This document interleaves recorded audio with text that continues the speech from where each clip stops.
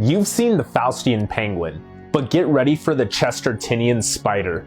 Unlike its cousin, the itsy bitsy spider, who itself could be characterized as Sisyphean, there is no climbing up again. There was only death for this spider, who did everything that it could to ascend out of the glass, against all odds, and failed.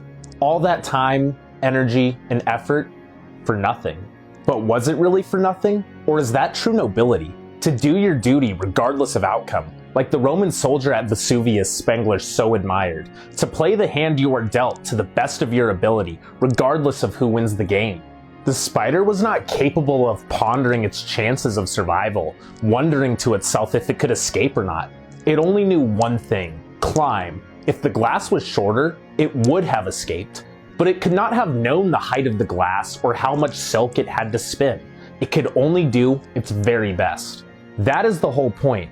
You are called upon to do your best, to try your hardest and your smartest. You may succeed, you may fail. To have even the slimmest chance of success, though, requires your all. And if your all is not enough, so be it. This is what I was getting at in my video, saying we need to idolize defeat and death less. But here I am mythologizing a spider who lost, who died, you say. Yes, because the spider strove in the direction of life. It wanted to escape and did everything it could to do so. It is that incredible effort we should admire, not the fact it wasn't enough. The last stands of history are famous because those who fought did so as if they could win. If you fetishize the futility of your struggle, you will be satisfied with giving it less than your all. You lot would be happy spinning half your silk, climbing half the distance you could. It wouldn't matter if the glass was shorter, you would have already consigned yourself to death either way. If you have nothing to live for, you have nothing to fight for, and you have nothing to die for. In the Book of the Samurai, Yamamoto Tsunetomo writes the following: "Even if it seems certain that you will lose, retaliate. Neither wisdom nor technique has a place in this. A real man does not think of victory or defeat. He plunges recklessly towards an irrational death." But that is the irony. Only by embodying this indifference to death can one ever live.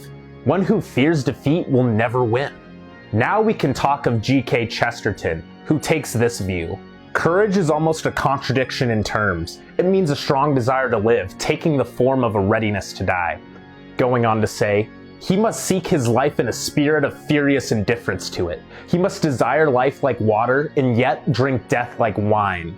And finally, showing the distance between him who dies for the sake of living and him who dies for the sake of dying. That is what I see in the spider, who drained its body to death in a struggle to live.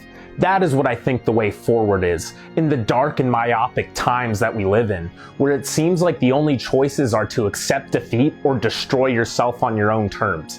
I reject that false dichotomy. Like the spider, I will ascend as high as I can, because there is a life outside of the glass worth living.